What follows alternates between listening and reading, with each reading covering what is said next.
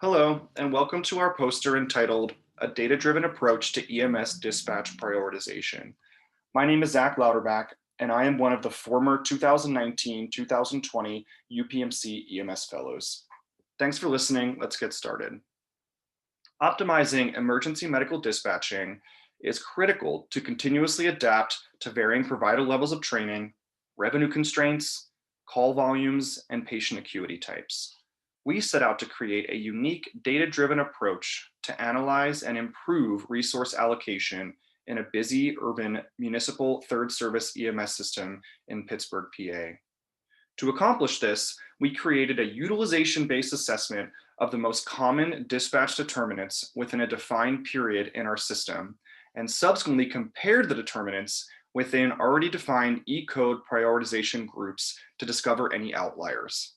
Stated more simply, we set out to discover specific determinants that were either overutilizing or underutilizing resources within E-code categories based on defined parameters.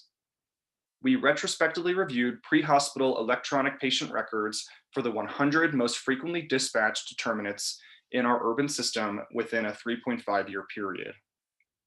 We then defined various parameters of patient acuity and types of EMS interventions. For patient acuity, our outcome categories included cardiac arrest, respiratory failure, and marked abnormal vitals, which you can see on the poster.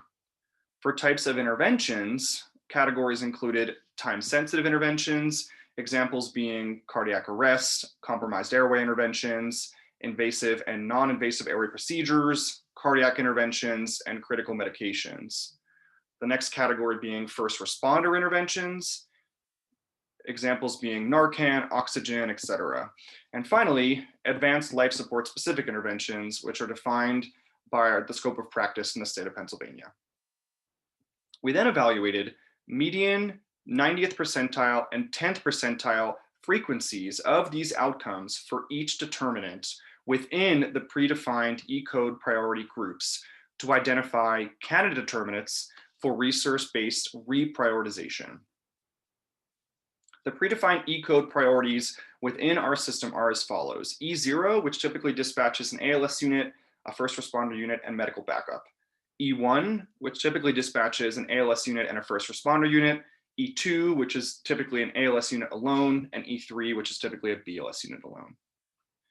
Moving on to our results, we included a total of 147,655 EMS responses dispatched within this 3.5-year period, and more specifically looked at the top 100 determinants within these, which represent 86% or 126,505 of these responses among a total of 765 total determinants. If you look towards table 1, you will see an example of our defined outcomes for each of the E3 prioritized determinants in the 100 most commonly dispatched determinants in our time window. The green shading represents frequencies of outcomes that fall below the 10th percentile. The red shading represents the frequencies of outcomes that fall above the 90th percentile. For example, if you consider determinant 13A1, diabetic, alert, and behaving, you will notice that the frequencies of the majority of these outcomes fall above the 90th percentile, lending support to the conclusion that this particular outcome would likely benefit from a higher prioritization and thus greater resources. We applied this logic across determinants in respective E-code categories, recommending higher prioritization for determinants with a majority of outcomes with frequencies above the 90th percentile, and conversely recommending lower prioritization for determinants with a majority of outcomes that fell below the 10th percentile. Looking towards table 2, you can see that we recommended higher prioritization for 3 determinants in the E1 priority, 6 in the E2, and 2 in the E3 priority, with a total redistribution of 15% of total dispatches.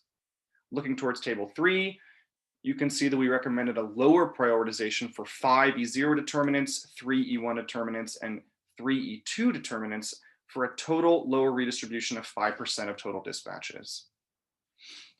Thus, final reprioritization impacted a total of 29,261 dispatches, which represents 20% of the total dispatches in our included sample. Looking towards our limitations, we did not specifically validate our outcome measures as defined, nor the 90th or 10th percentile thresholds. In conclusion, a utilization and resource-focused process based on patient acuity and EMS interventions can be used to optimize the priority of EMS dispatch determinants. In this data set, 20% of responses were reprioritized to better match responding units with anticipated patient acuity and interventions. Thanks for listening.